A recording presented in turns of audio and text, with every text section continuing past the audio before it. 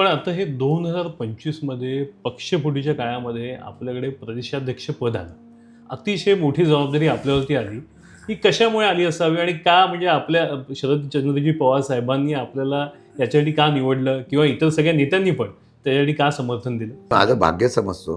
हां. कसं आहे, सत्तेमध्ये असताना पद मिळणं आणि सत्तेमध्ये नसताना ते पद घेऊन साहेबांनी आणि माझ्या पक्षाच्या नेत्यांनी दाखवला विश्वास सार्थ करण्याचा प्रयत्न करणं हा चॅलेंज आहे. हा चॅलेंज म्हणजे आत्ताचं राजकारण आणि पूर्वीचं राजकारण याच्यामध्ये फार बदल आहे. फार बदल झाला. पूर्वीचं राजकारण हे आरोप प्रत्यारोपापुरतं मर्यादित होतं. आता सत्तेच्या माध्यमातून मिळालीच पाहिजे ह्या भूमिकेतून जे राजकारण आहे त्यातून पार्टी टिकवणं, त्यातून संघटना वाढवणं.